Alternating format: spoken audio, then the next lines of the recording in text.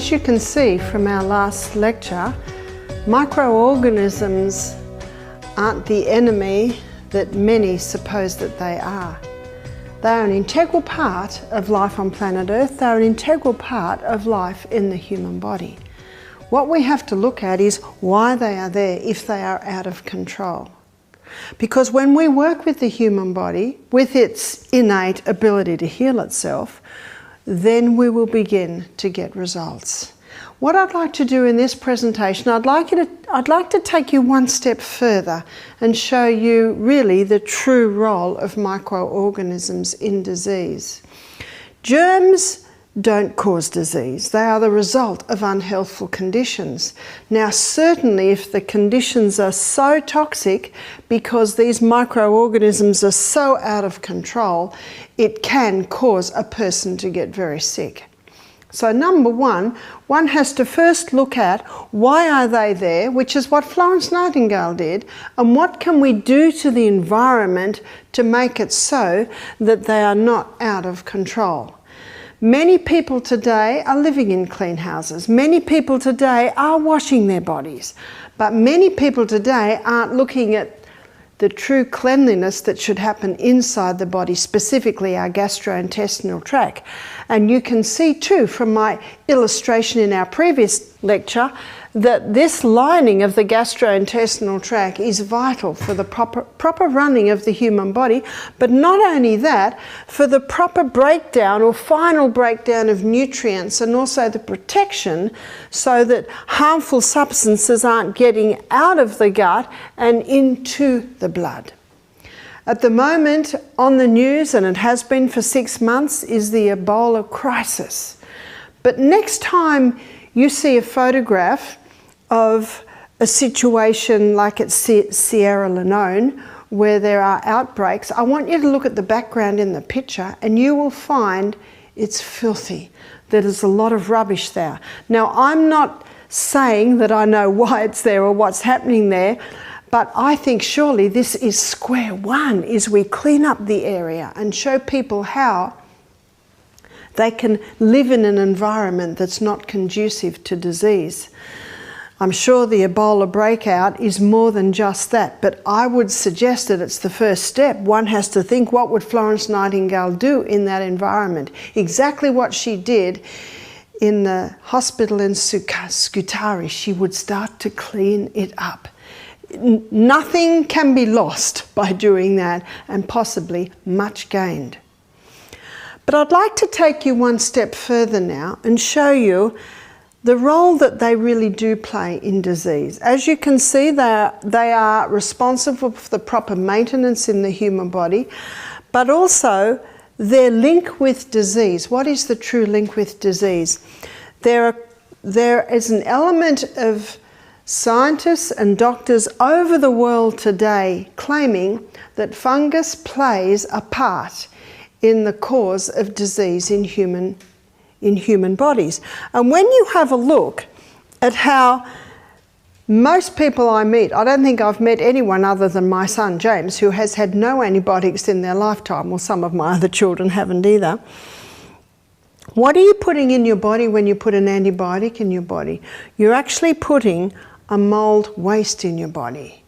Now, to date, medicine has documented 1.5 million different molds, yeasts and funguses, and 1,000 of those are known and acknowledged to cause disease in human beings. One of the problems with medicine today is it's difficult for that to be acknowledged because of some of the most popular drugs are actually putting it in, which we looked at with antibiotics. As I said, the human body can cope with probably 2 courses in a lifetime. But when a lady comes to me and says her little 3-year-old is sick, and I start to investigate as to why this child is sick, and this lady said to me, her baby had 22 courses of antibiotics in the first year of life. Wow. What is the definition of insanity? To do what you've always done and expect different results. If something is not working, then we need to step back and have a look at the big picture. And that's why it's essential to acknowledge the vital role that these play in the life in the human body and life on planet Earth. So why would a fungus or a yeast be in the human body? It may be in the human body because the person has taken antibiotics. How many people say to me they get thrush after they have an antibiotic? That's because a mold has just gone into the human body. How can mold get into the human body other than if someone takes an antibiotic? It can get into the human body through ingestion. Again, antibiotics are ingested. It can get into the human body if it is on food. That's why if it ever is on any food, you must not touch it because it's so toxic. The other is it can get through the skin. So if there's a moldy orange in your fruit bowl, please do not touch it. Get a pair of tongs and pick it up, or put your hand in a brown paper packet and pick it up with the brown paper packet and screw it over, then put it into the bin. So it can get in through your skin, it can get in through your mouth. It can be inhaled. That's why if there's any mold in your house, my suggestion is never put bleach on it, because bleach and mold together make an incredibly toxic mix. My daughter in America, she told me there was a story in the newspaper of a death of a woman who was cleaning her moldy bathroom with bleach, and they came in and they found her dead. Every window was shut and the door was shut. Most people, when they clean, because many people do clean bleach with mold, the windows are open or they're not there for a long time. So how can we clean? White vinegar. White vinegar is one of the best. If you have an area that's mouldy, my suggestion is make sure you've got a mask on, make sure your skin's covered, and have a spray bottle with straight white vinegar in and just spray it, and then leave the room. You can come back 15 minutes later because it will be dead, and then you can wipe it up. If you spray and wipe immediately, the dust given off can go in through your skin and you can inhale it. But also important to ring the plumber or ring the builder and find out why it's mouldy, because they're just opportunist organisms. You will find them whenever there's filth, you'll find them whenever the sun and the air aren't getting into the area. Nurses used to read Florence Nightingale's book, Notes on Nursing. That's the title, Notes on Nursing, what it is and what it is not. And when you read her book, you think we should still be reading that book, because her cleanliness rules, some would say, were almost fanatical. She would never have agreed to carpet in a hospital. Carpet is often a breeding ground for germs. When I was nursing many, many years ago, the domestics were constantly mopping. You can mop wood, you can mop tiles, you can mop lino, but you cannot mop carpet. So I say if you like carpet in a room, it should be very short pile and it should be often vacuumed. You may have seen the SBS series a few years ago called Is Your House Killing You? Dr. Peter Dingle, a PhD from Perth, he majors in that series, and he has probably about 7 shows on those 2 DVDs of different homes where people were very sick. And in most of the cases, it was a mold factor. And he'd get the team in, they'd find out why there was mold. In one house, every child's toy, every book in the bedroom, it had mold spores on it. And they found out there was a leaking tap underneath, something like that. So that's why the detective hat always has to be put on. That's why this resident Y should ever be here, because there should be no mold in your house. If you would like to even pursue this a little bit more, you can go to, I think it's Leviticus 13 in the Bible, where it says in there, if a house is mouldy, the house has to be pulled down. If the clothes are mouldy, the clothes have to be burnt. In the old King James Version, it's called leprosy. It says leprosy in the house, pull the house down. Leprosy in the clothes. In the new versions, it's called mildew. And then the same Hebrew word uses it for the skin. It's leprosy on the skin. But if they were accurately interpreting it, it would say mildew on the skin. In medicine, a mold is called myco, so mold waste is called a mycotoxin. And if you go to the medical dictionary, and look up the word myco, you'll find about 4 pages of the amount of diseases that have a prefix of myco. In other words, they have a mold factor in them and can be caused by that. One lady said, "Are you saying fungus causes all disease?" Well, it has an aspect in disease, and one has to ask why it is there. So if it is in the human body, is it there because gut protection is broken down? Is it there because the person is eating a lot of sugar? Is it there because they're having a lot of antibiotics? Is it there because they're breathing in a mouldy pillow? Is it there because they're a gardener constantly subjected to mould in the compost? You see, it's not as simple as that fungus causes disease. It certainly can be an element, and the detective hat has to be put on and asked, why are these things so? There are a few books, and I'd like to refer to those books now. This book is called Breast Cancer, Hope at Last, and it's written by the former head of the World Health Organization Department of Mycology, which is, of course, the Department of Fungus. And after 25 years of research, he put all his findings in a book. This book's called Breast Cancer, Hope at Last. And he has 2 other books. One's on prostate and one's called The Garden of Eden Diet. But what I'd like to just give you an illustration of now, I'd like to show you the amount of medical research he quotes. On this page here, there are 16 quoted research papers. In some of his books, he's quoting 30,000 research papers. Wow! So that much of the book is just the quoted research papers. There is another book, and this one's by an Italian oncologist. He's called Dr. Tullio Simoncini. And his book is called Cancer is a Fungus. There's another book, and it's by a Doug Kaufman. He's a medical journalist, and he writes with Dr. Holland. This is an American man, and his book is called The Germ That Causes Cancer. This book's out of print at the moment. You may get it on Amazon, which is where I got it. The book was a soft cover and it fell apart in my hands, but notice the front page of his book, the human DNA and the fungal DNA coming together to cause the cancer DNA. So the link between cancer and fungus is being acknowledged by many today. If you put that into the web, you'll have a whole heap to look at. But this book is very well known, and as you can see by my book, it's a very well-read book.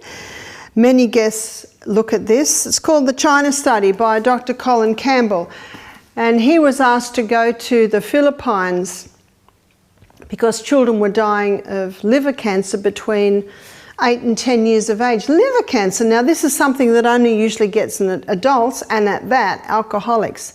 And he found the common denominator was peanut butter. Every jar of peanut butter that he tested had aflatoxin. Now the mold that gives off aflatoxin is aspergillus. And aspergillus can grow on grains. Peanuts are a common one. And the mold waste that is given off by aspergillus is aflatoxin. Most people have heard of aflatoxin. Aflatoxin is the most carcinogenic substance that has ever been tested. And these children that were dying of liver cancer, he found that the aflatoxin was in every jar of peanut butter. He presumed that the poorer children would be dying and the wealthy children would not be dying. And he found the opposite was true. And this shocked him because he considered surely the wealthy children would be eating a better diet. But the wealthy children were eating what Time magazine called in one article they did, the meat sweet diet. In other words, high meat, high dairy, high sugar, high refined grains. Whereas the poorer children, they were eating a high vegetable diet, a little bit of soy, a little bit of fish, an unrefined diet. Colin Campbell scratched his head because in med school he was told the importance of dairy, the importance of meat, dairy for calcium, meat for proteins and ions. And yet what he was looking at is the poorer children were living and the wealthy children were dying, and the only difference was that diet. They were still having the peanut butter. So he looked a little bit further, and in one medical journal he saw an article on aflatoxin, on liver cancer, which immediately attracted him, and it was by an Indian doctor, and he had done research on rats. 20 rats, all injected with aflatoxin. Every researcher knows you inject aflatoxin, you create liver cancer. 10 rats, he gave a 20% animal protein diet. The other 10 rats, 5% animal protein diet. That's the only difference. He said 2 years rats live, and they test rats because rats have a very similar gastrointestinal tract to humans. And he found that at the end of their life, after 2 years, every rat on the 20% animal protein diet were either dead or dying of liver cancer. And he found every rat on the 5% animal protein diet was free of cancer. Never in research do you get 100% versus naught. He was shocked at this. He closed the study because he said this was against everything he'd been taught. Years later, he did his own research, and the book's called the China Study, because in China, I think it was in about the 60s, there's an emperor who got cancer, and he wanted to do research where he did maps on the parts of the country that had high cancer and low cancer rates. And the high cancer were always around the cities where they were eating the refined food, and the low cancer rates were always out in the country. That's why it's called the China Study. Years later, Colin Campbell did his own research, and he came up with the same results of this Indian doctor. But he did another aspect. He did 20% vegetable protein, but the rats did not get cancer. There was something in the animal protein that was triggering it. There are a few things actually. It creates an acid environment in the body, and cancer loves an acid environment. And one of those doctors, he was injecting sodium bicarbonate straight into the cancers. Cancer loves acid, and this sodium bicarbonate would cause a wave of alkalinity that the cancer could not survive in. Has he received a Nobel Prize? No, his qualifications have been taken away from him, I'm afraid, at this point. But my reason for showing you those books was to show you that this is acknowledged really worldwide by some very eminent doctors, professors and scientists who are looking at this and starting to get results. You see, chemotherapy and radiotherapy, I wonder if in about 20 years they're going to look at that we're in the dark ages in treatment of cancer, because they certainly kill cancer, but they of course can kill healthy cells too. I find people that do survive chemo and radiotherapy are the people that change their lifestyle. And we here at our health retreat, we have seen some quite remarkable turnarounds by basically working with the human body. So the points that we use when looking at getting any yeast or fungus out of the body, and by the way, a person can have a yeast presence and not have cancer. Well, how would they know? The tongue. The tongue should be perfectly pink from the tip to the back. Now, if the white can be scraped off the tongue, that is waste. But if it cannot be scraped off the tongue, they are usually fungus buds. The human body is designed to heal itself. And it'll heal itself if you give it the right conditions. So what are the right conditions for eliminating a yeast presence out of the body? Where it be something as simple as psoriasis or eczema, which are commonly caused by a fungus, or whether it be athlete's foot, tinea, jock itch, anal itch, vaginal itch, or whether it be even more serious with cancer. Number one, starve. How do we starve the fungus? Well, it's very important to acknowledge its favourite food. Its favourite food is sugar. And just about everything that you buy in the supermarket has sugar. It also, of course, multiplies when it is exposed to yeast. So this is your Marmites, your Vegemites, your Promites, your yeast spreads, all your sugars, yeast spreads, and also grains. We totally drastically reduce grains because they can commonly be infected with aflatoxin. In Australia today, all grain is tested for aflatoxin. The grain we get is not totally free because otherwise then none would get through, but a small amount. And of course, if the gut's working well, a small amount can be handled. Also, the person must check their home that they're not constantly being reinfected by a mold presence in the home. Number 2, kill. The good news is that there are herbs that will kill fungus, kill mold, and will not kill you. One is garlic, it's well known. Another is olive leaf extract. Olive leaf extract contains a plant chemical called oleucin, and it is strong antifungal. One lady said, "Oh, I take a little bit of that every day." I said, "I would not advise you do that. That's like taking a little bit of antibiotic every day to prevent a cold." No, keep it for when you need it. Also, grapefruit seed extract. Grapefruit seed extract is a very strong antifungal, and if you do use it, my suggestion is only a few drops 3 times a day. You can buy it in a little container called Traveller's Friend. It's called Traveller's Friend because many people travel with it. They just put 1 drop, say, in a bottle of water, and it will kill off any bacteria or fungus that may be in there.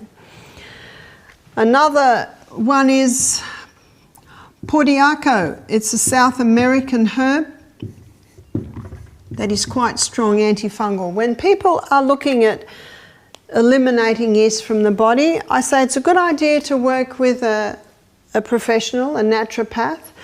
But what I advise is maybe 2 weeks on this, 2 weeks on this, 2 weeks on this, 2 weeks on this. Body gets used to things, so it's good to alternate. Number 3, balance. Very important to bring back the balance in the gastrointestinal tract, and so that is taking a probiotic.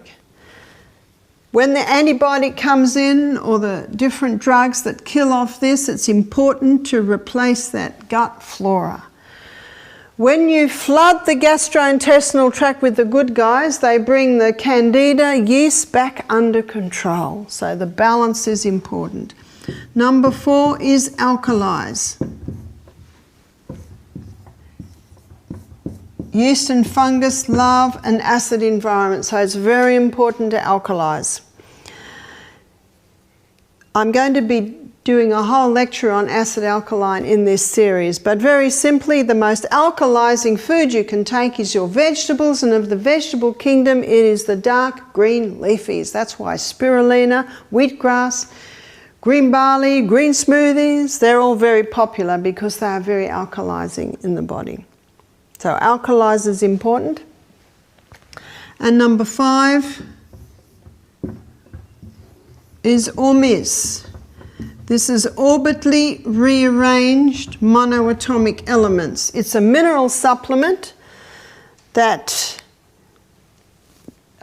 produces minerals in a superconductive form. So it's very easily utilised by the body. And research in America today is showing that it is able to heal DNA damage. You can see by my last lecture, if we're not healing the DNA, it's quite possible that the rogue cells can continue to be made.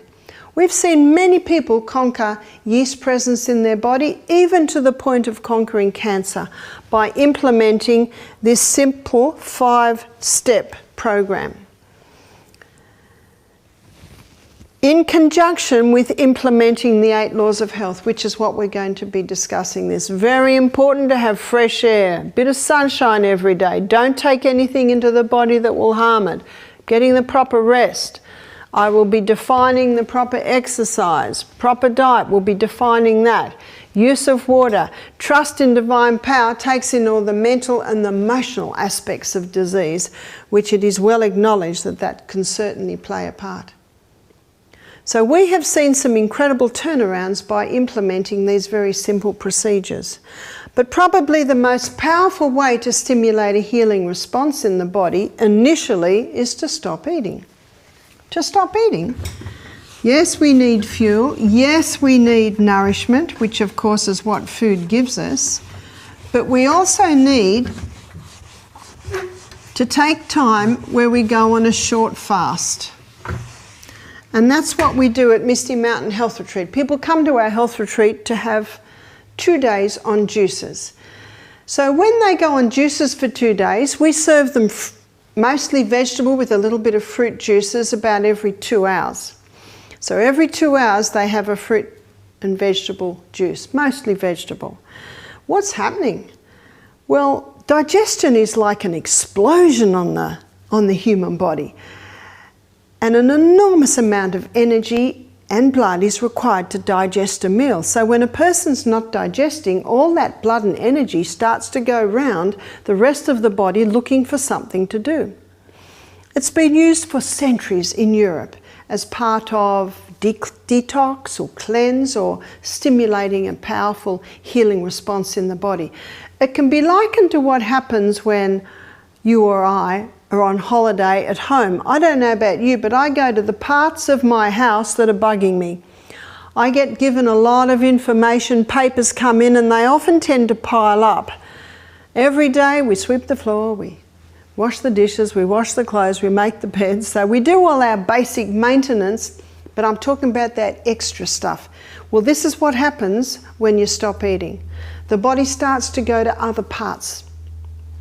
And it'll be different in every single body. The body knows what to do, and this is part of the condition. As the body starts to bring about restoration, regeneration, it's got to clean house first. And so it starts to eliminate built-up waste. And as it does, it gets thrown off via 4 main organs of elimination.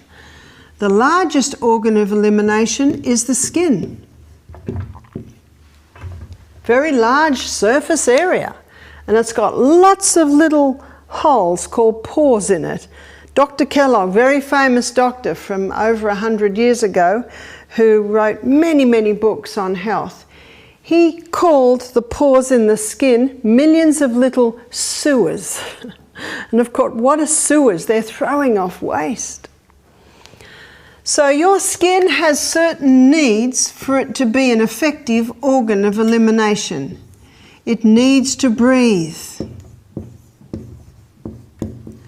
So allow your skin to breathe by being very mindful of the clothes that you put next to your skin.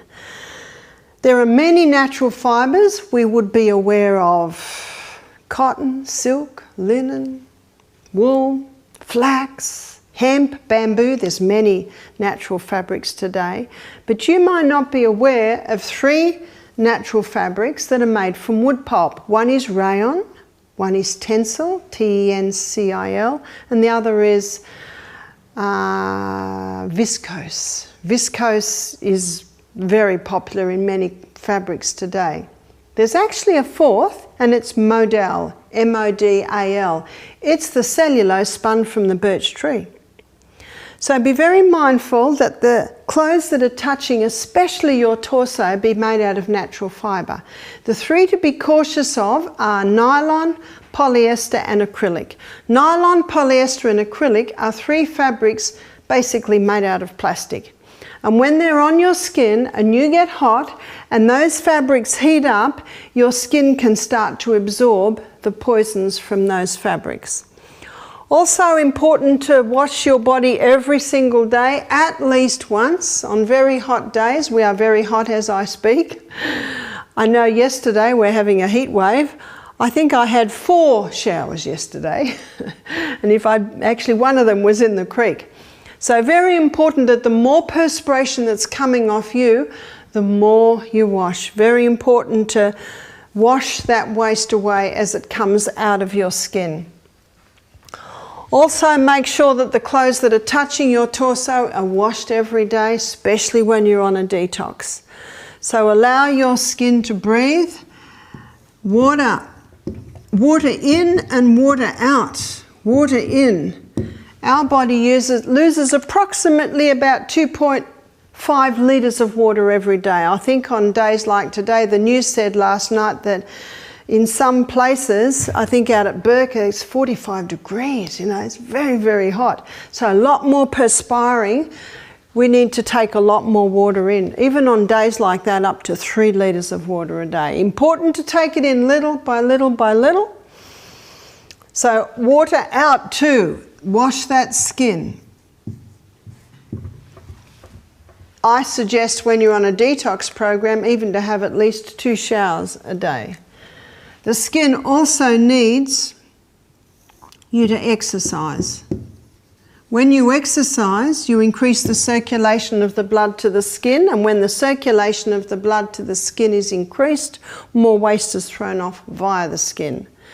But before I move on from water, at Misty Mountain we have steam baths.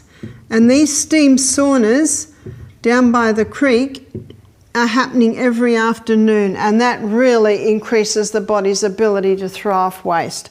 Under those conditions, up to 70% of body's waste can be eliminated via the skin. That's quite a phenomenal statement.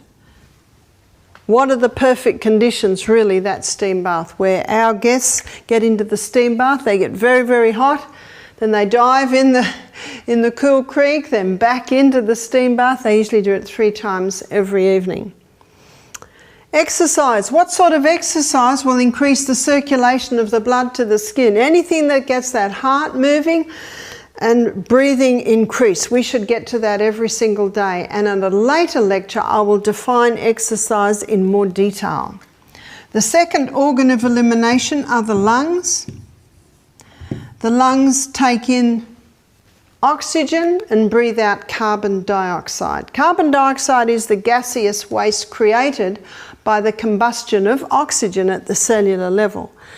So what your lungs need is fresh air, because the more oxygen that is taken into the lungs, the more carbon dioxide can be breathed out of the lungs. It's like a gaseous exchange in those little alveoli in the lungs.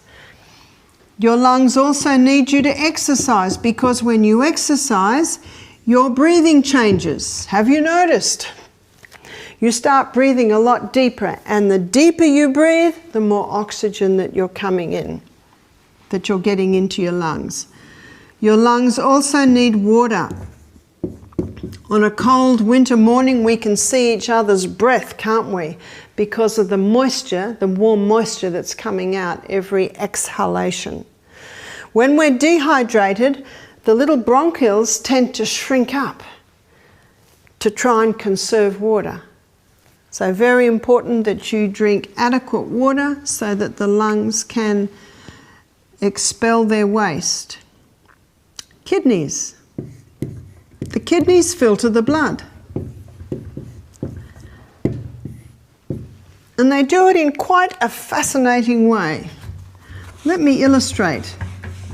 Our kidneys are made up of lots of little filtering units called nephrons, and our kidney is as big as our fist. So my 6'6" brother-in-law has a bigger fist than mine, and my little granddaughter Saffron Pearl, who is 3, she has a smaller fist than me. How important to teach children about the house they live in, which is this body. Surely the most neglected form of education. So our kidney is as big as our fist. It actually sits little below our ribs, and each kidney has 1 million filtering units. Let me draw one of the filtering units. That's the filtering unit, and these are the tubules that the filtrate travels along before it gets down to the bladder and then of course is urinated out. So the blood goes in, it weaves around the filtering units, and then it weaves around the tubules. In a 24-hour period, 1,800 litres of blood is filtered. We don't have that much blood. No, we don't. But every 2 minutes, 1.2 litres goes through the little filtering unit. And out of that filtering unit, 180 litres of filtrate is filtered out. But we don't urinate out 180 litres. We only urinate out approximately 1.5 litres in a 24-hour period. So what happens to the other 160 litres? They're reabsorbed here. So there's a reabsorption area, and later in the week I'll show you that in that reabsorption area our blood pressure is balanced or monitored, salt and water balances in the body is monitored, and also pH is monitored. So you're understanding this gives you an idea of what the kidneys need. The kidneys need water. Because when you drink adequate water, it keeps your blood nice and thin, and it's a lot easier for that little filtering unit to filter your blood when the blood's nice and thin. So we need to be drinking at least 2 to 2.5 litres of water every day. The second one is warm. The kidneys need to be warm. Let me show you. Here is the kidney. And these little filtering units are all on the edge. And these tubules here basically weave down like this. And then into the ureter, which is into the bladder, and there's the ureter from the other kidney, and then urinated out. Considering this, you can imagine if this back area of the human body gets cold, then not a lot of blood will go into that area. You see, we're warm-blooded creatures, and where there's no blood, there's no warmth. And if someone has cold hands and you look at them, their hands will be quite white. But if they clap their hands and rub their hands together, the hands become pink, and now they're warm. Do you know why they're warm? Because they've got blood in them. So it is the blood that causes the warmth. So let's say, and it has been a common fashion over many years, to have the midriff area bare. And that's all right on a day like today. And it's all right in the middle of summer in Cairns. But when I lived in Melbourne a few years ago, in the winter you would see young girls with bare midriffs. What happens is the blood's not getting in there because it's so cold. And so what's happening is the blood's not getting filtered. And so waste starts to build up in the blood, and who's going to clean up the waste? Your own microorganisms evolve into the cleanup team. And then the girl goes to the doctor because she's discovered she's got a urinary tract infection. Hopefully that doctor says to her, how much water are you drinking? You've got to keep those kidney warms. Are you exercising? Have you stopped the coffee? Have you stopped the Coca-Cola? But I've got a friend, she's a doctor, and if she says that, you know what the girl will do? She'll get up, leave her surgery and find someone who'll just give her a course of antibiotics. No, she's got to keep those antibiotics when she really needs them. Urinary tract infections are quite easily fixed. You've got to look at what causes them, start to drink more water. But this is continuing. And so the brain says, the kidneys are having a problem. They're not able to filter the blood because they're so cold. Let's insulate the kidney. And what does the body insulate the kidneys with? Now remember, we don't have fur and we don't have feathers. We have fat. And so the fat cells are built up there to insulate the kidney. This is the belt. I think it's called muffin top. Do you find that today? Many young girls, they've got thin arms, thin legs, but they've got this weight around the torso area. And a lot of it has to do with the poor old kidneys are constantly cold. We had a girl work with us for a while who'd lived in Nepal for 2 years. She said, do you know the Nepalese women bind fur strips around their kidney area because they know the importance of keeping the kidneys warm. There's an old proverb, it's Proverbs 14 verse 6, it says, knowledge is easy to him that understands. And that's why I tell you this, because when you understand where the kidney is, how it works, you automatically have the knowledge on how to treat it and what to give it. So that will give you an understanding of why it is so important to keep the kidneys warm. Exercise. Often called the forgotten remedy, isn't it? Exercise is very important for the kidneys because when you exercise, you increase the circulation of the blood all through the body and absolutely to these little filtering units. So when you exercise, it enables the kidneys to filter the little units much more effectively. Exercise does something else too. See, every time you walk, just picture your kidneys. Every step that you take, your kidneys are being strengthened and toned to perform their work. The fourth organ of elimination is the colon. Only microscopic waste can come out via your skin, via your lungs, and via your kidneys. The largest pieces of waste is eliminated via the colon. And you may have noticed that the colon has a mind of its own. I have a book at home called The Second Brain. It's all on the colon. Have you noticed that when you tell it to stop, it won't? And when you tell it to go, it won't. It has a mind of its own. So the colon needs stimulation. It does not need irritation. It needs stimulation. So what stimulates the colon? Let's make a stimulation list. Well, the first point is laughter. No wonder the proverb says, "A merry heart doeth good like a medicine, but a broken spirit dries up the bones." Laughter relaxes the colon. Did you know that children laugh 125 times a day? So should we. Laughter is very good medicine and it's very good for the colon. What else stimulates the colon is water.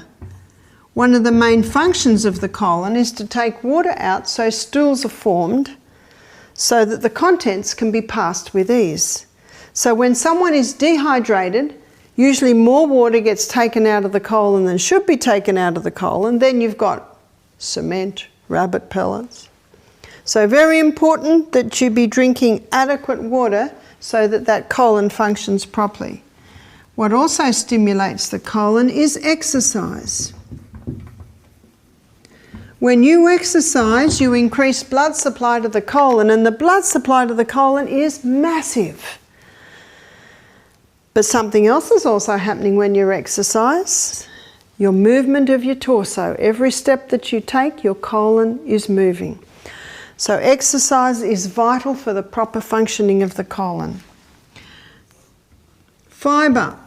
Fibre gently sweeps the colon. Fibre does two things. It gently sweeps the colon and it stimulates movement through the colon. It is important that the peristalsis in the colon be moving ever forward, ever forward. So fibre does two vital things.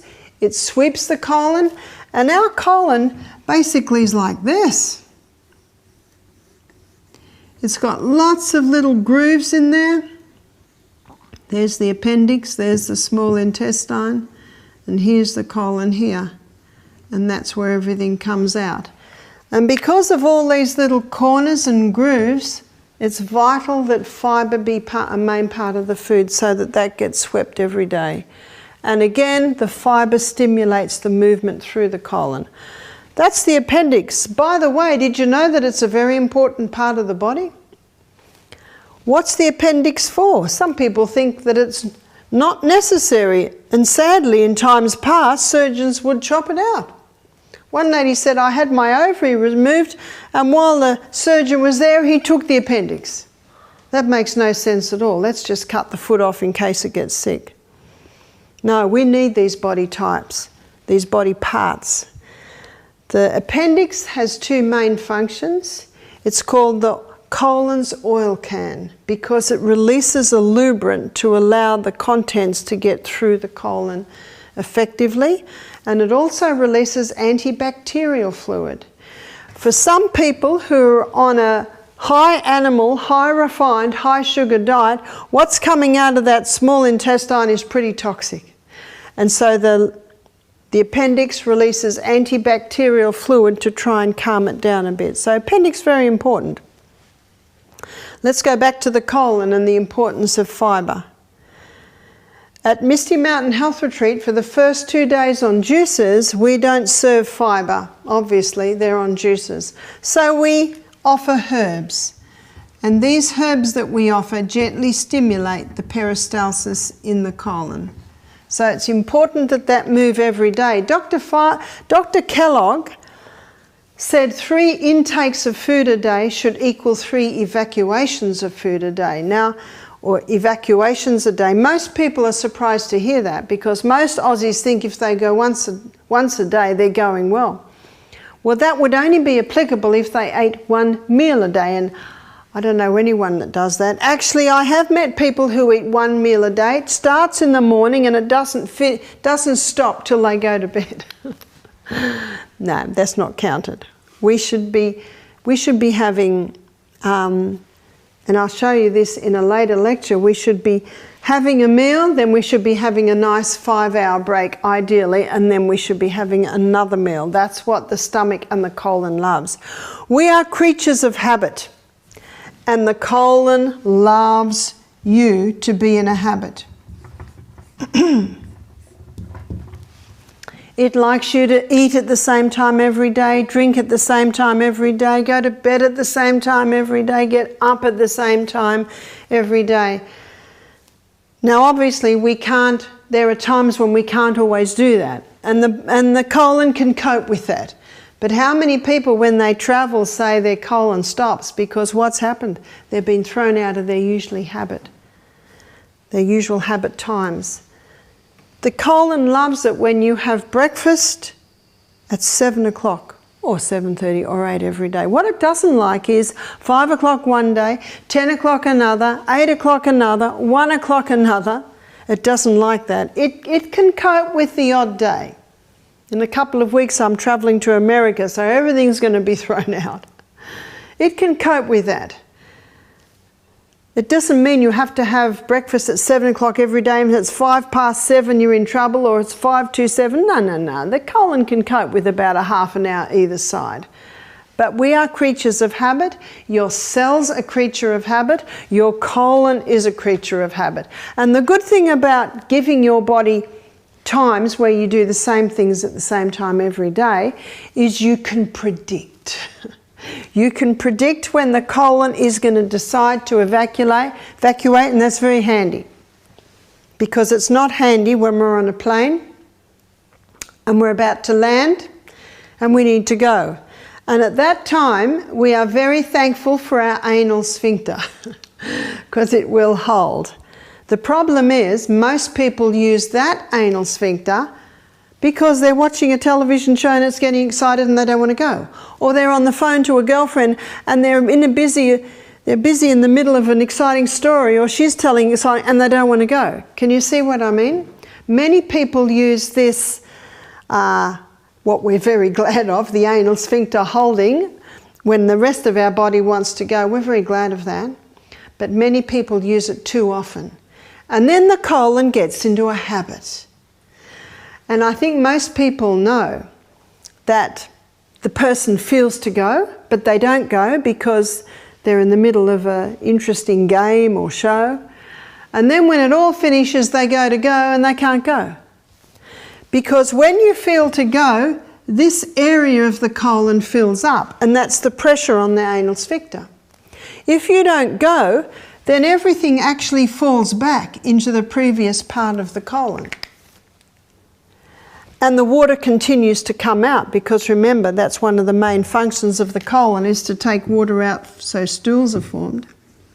And what's happening to this bit that's staying in there longer than it should be staying in there? It's getting drier and harder, and then it's more difficult to pass. So the person says, I'm going to have to give it a bit of help and strain, and then terrible things pop out called hemorrhoids. I remember when I used to work in the operating theatre and I assisted for some hemorrhoidectomies. Oh, nasty. They put a little bit of suture line around the neck and just cut it off. I always used to think, oh dear, that's going to feel terrible when they wake up. Well, nothing compared to how they're going to feel when they pass their first bowel motion. And usually painkillers are given. And painkillers are well known to constipate, so you get this vicious cycle. So remember, prevention is worth an ounce of prevention is worth a pound of cure. We should change that, because we're into kilos now. But this is prevention. Very important to prevent any problems in the gastrointestinal tract, especially at the bottom end. It should be running very nicely and very smoothly, and then that makes for a very happy human being. Remember, important part of the colon, if the sewage system isn't working well, nothing works well. Just remember this, that when you feel to go, promptly answer nature's immediate call. Got that? We need to promptly answer nature's immediate call, because your body panics if you don't. Very important to do that. It's an important part of making sure the colon works well and getting into the habit of listening. Have you ever been to a doctor who won't listen to you? It's very frustrating, isn't it? Don't be that doctor. When your body speaks, you need to listen. One lady said to me, I'm a businesswoman, people ring me and they pay $300 an hour to talk to me. She said, if I need to go, I say, excuse me, a crisis has arisen, I'll ring you back. Really, that's how we ought to see it. And remember, it's not the odd day that the plane's landing and you can't go. It's not the odd day you do it, and it's the odd day you don't. It's actually what you do every day that develops the habit patterns of your cells. If you have a look at most babies and children, they evacuate after every meal. Then they go to school and they don't want to, they're too embarrassed to leave the classroom, or they're not allowed to leave the classroom. And that's really when the habit patterns begin. But the good news is we're constantly being remade, and you can change those habit patterns. On my last lecture, I'm going to show you how you can rewire your brain. And you rewire your brain, you can also rewire your colon. As I said to you, only microscopic waste can come out of the skin, lungs and kidneys. It's the largest pieces of waste that is eliminated via the colon. In my next lecture, I'm going to be discussing your project manager, which is your liver, and your liver is the organ that is orchestrating where the waste comes out. But before we end this presentation, there's one more tiny little member. It's called the tongue. And it is also an organ of elimination. And on a detox program, it's not unusual for people to wake up with tongues that feel terrible. That's because the waste is coming out. And there's a very simple thing that you can do to help that waste come out and be eliminated. It's called oil pulling. Oil pulling has been known for centuries all through Europe. I myself have only known about it for about 10 years. What is oil pulling? It's putting a spoonful, if you're not used to it, start with a teaspoon, putting a small spoonful of oil, I prefer coconut oil, in the mouth, and then swishing. So swish, swish, swish all around the mouth, and you may do it for 10 minutes. You might swish for 30 seconds and rest for 30 seconds, something like that. Now, at the moment, our coconut oil is clear because it is so hot. In the winter, it's solid, then it's quite white. But when it is liquid, it is clear. And I say to our guests, when you spit the coconut oil out on the grass, please not down the sink because it could go solid and clog up our drains. Spit it out on the grass. As you spit it out, you will see it is no longer clear. It is white, indicating the change that has taken place as the waste is pulled out of your tongue, as the waste is pulled out of the glands under your tongue, as the waste is pulled out of the blood vessels under your tongue, and this is everything that oil pulling does. So it's called oil pulling because you're using oil, and as you swish, it pulls out waste from your tongue and from under your tongue. I've also known people to conquer gingivitis, that's sore gums, bleeding gums, by oil pulling every day. I suggest that our guests on the detox program oil pull maybe about 3 times a day, especially on the juicing days. You get better at it. One lady said she started to oil pull and after a minute she couldn't bear it anymore. I said, that's all right, spit it out. Next time you do it, if you go 1.5 minutes, you'll be doing well. I'm so used to it now. I oil pull every morning. I need to do this little detox because I travel such a lot and I'm in planes such a lot, and I find it a very effective way at doing a very simple and a very easy detox. Some people prefer olive oil, some people prefer sesame oil. Myself, I prefer coconut oil. One of the reasons I like coconut oil is because underneath the tongue there are sublingual glands which release lingual lipase. And when that lingual lipase connects with the coconut oil, it causes a release of antibacterial properties. So that's another reason why your coconut oil is so good at the oil pulling. So be mindful of your organs of elimination. Give them the right conditions so that they can effectively detoxify you, for we are all subject to environmental poisons. And in my next lecture, we're going to be looking at the project manager, which is your liver.